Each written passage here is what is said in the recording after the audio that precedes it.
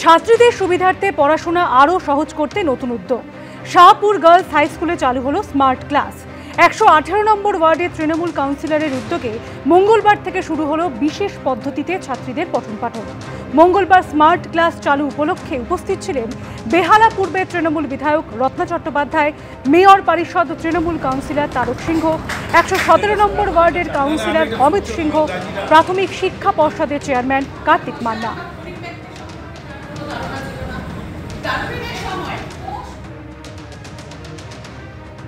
আমরা আজকে খুবই খুশি যে আমাদের স্কুলে, আমি স্কুলের ম্যানেজিং কমিটির প্রেসিডেন্ট, তো আমাদের কাছে এটা একটা গর্বের বিষয়, কারণ সাধারণ ঘরের বাচ্চারা আজকে এখানে একটা সুযোগ পাবে এই স্মার্ট ক্লাসে অ্যাটেন্ড করার।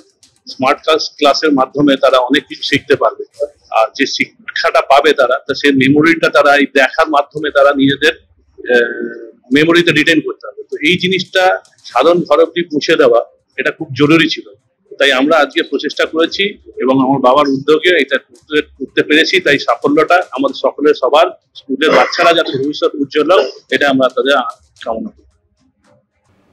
চলতি বছরের 27শে এপ্রিল রাজ্যে জয়েন্টের পরীক্ষা হলেও এখনও অধরা রেজাল্ট। ফল দেরিতে প্রকাশিত না হওয়া এখনও পর্যন্ত উদ্বিগ্ন হয়ে রয়েছেন এবং বিরক্ত হয়ে রয়েছেন রাজ্যের জয়েন্টের পরীক্ষার্থী এবং তার অভিভাবকরা। জয়েন্ট এন্ট্রান্স বোর্ড সূত্রে খবর, কিছুদিনের মধ্যে ফল প্রকাশের তারিখ জানানো হবে।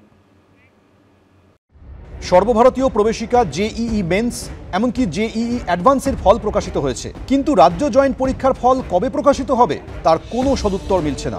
27শে এপ্রিল রাজ্য জয়েন্টের পরীক্ষা হয়, 2 মাস পেরোতে চলল, এখনও রেজাল্ট বেরোলো না। 2022 সালের 30শে এপ্রিল রাজ্য জয়েন্টের পরীক্ষা হয়েছিল, ফল প্রকাশিত হয় 17ই জুন। 2023 সালেও পরীক্ষা হয় এপ্রিল মাসের 30 তারিখে, 26শে মে ফল প্রকাশিত হয়। 2024 সালে রাজ্য জয়েন্টের পরীক্ষা হয় 28শে এপ্রিল, ফল প্রকাশিত হয় জুন মাসের 6 তারিখে। এই পরম্পরা ভেঙে এই বছর এখনও অধরা রেজাল্ট, যার জেরে উদ্বিগ্ন রাজ্যের জয়েন্ট পরীক্ষার্থীরা। আইএসসি পরীক্ষায় পাশ করে জয়েন্টে বসেছিলেন ঢাকুরিয়ার বাসিন্দা দেবাঞ্জন সেন। রেজাল্ট বেরোতে দেরি হওয়ায় কয়েক লক্ষ টাকা খরচ করে বেসরকারি প্রতিষ্ঠানে ভর্তি হতে বাধ্য হয়েছেন তিনি। এতদিন যে রেজাল্টটা বেরোচ্ছে না, এটা আমাদের একটা একাডেমিক্সও প্রচণ্ড রকমভাবে একটা একটা খারাপ দিকে যাচ্ছে। আমি এলিজেবল হওয়া সত্ত্বেও আমার যেখানে কম পয়সায়, আমি ক্লিয়ারলি বলছি, কম পয়সায় আমার যেখানে আমি একটা ভালো কলেজে পড়তে এলিজেবল, সেখানে বা যারা সেখানে আমাকে বেশি পয়সা দিয়ে ম্যানেজমেন্ট কোঠায় অন্যান্য প্রাইভেট কলেজে আমাকে সেখানে এনরোল হতে হচ্ছে। 97.75% নম্বর পেয়ে আইএসসি পরীক্ষায় পাশ করে জয়েন্টে বসেন গড়িয়ার বাসিন্দা দীপ্র মাইতি। যাদবপুরে সুযোগ পাওয়ার বিষয়ে আত্মবিশ্বাসী হলেও জয়েন্টের রেজাল্ট বেরোতে দেরি হওয়ায় যথেষ্ট উদ্বিগ্ন তিনি। WBJEতে রেজাল্ট দেরি হচ্ছে, সেটা নিয়ে সবার একটু টেনশন আছে। আমাদের সবার যাদবপুর ইউনিভার্সিটি বা পেরিফেরাল ওরকম ইউনিভার্সিটিতে যেখানে WBJE থেকে অ্যাডমিশন আসে, খুবই আমরা ইগার ওরকম ইউনিভার্সিটিতে জয়েন করার জন্য। তো এই জন্যই আমরা একটু টেন্সড আছি যে কখন রেজাল্ট আসতে চলেছে বা আমাদের জয়েনিং ডেট কখন হতে পারে। পরীক্ষার্থীদের পাশাপাশি বিরক্ত অভিভাবকরাও। সে পাশ করলো, সে ভালো মার্কস পেলো, আলটিমেটলি সে তার ডিজায়ার্ড জায়গাটায় যেতে পারলো না। এর মূল্যায়নটা কি করে হবে? আমাদের প্রত্যেকের যেরকম সামর্থ্য অনুযায়ী আমরা আমাদের সন্তানকে মানুষ করছি এবং তার একটা রিফ্লেকশন, আমরা বলি যে কর্মই জীবন, তা সেই কর্মের মূল্যায়নটা কি আদৌ হচ্ছে? এটা তো আমার কর্মের ওপর সবকিছু ডিপেন্ড করছে না। এখন শুধু ইঞ্জিনিয়ারিংয়ে ভর্তির জন্য রাজ্যের জয়েন্ট পরীক্ষা হয়। পরীক্ষার্থীদের প্রথম পছন্দই থাকে যাদবপুর বিশ্ববিদ্যালয়। শিক্ষকদের একাংশের দাবি, সমস্যার মূল কারণ ওবিসি সংরক্ষণ নিয়ে রাজ্য সরকারের অবস্থান স্পষ্ট না করা। এখন হচ্ছে না কেন সেটা তো আমরা বুঝতেই পারছি, কারণ আপনারা জানেন এখন খাতা দেখা হয়, ওএমআর খাতা দেখা হয় এবং সেটা দেখতে খুব কম সময় লাগে এবং স্বাভাবিকভাবেই নিশ্চয়ই জয়েন্টের খাতা দেখা হয়ে গেছে, কিন্তু বেরোচ্ছে না কিন্তু ওবিসির জটে। উচ্চশিক্ষা দপ্তর তার যে সেন্ট্রাল পোর্টাল খুলেছে, সেখানে 17% ওবিসি এবং নতুন অনেক ক্যাটাগরিকে যুক্ত করেছে, কিন্তু হাইকোর্ট তার উপর স্থগিতাদেশ দিয়েছে, যার ফলে জয়েন্ট এন্ট্রান্স বোর্ড এখন বুঝতেই পারছে না যে তারা 17% যাবে না 7% যাবে।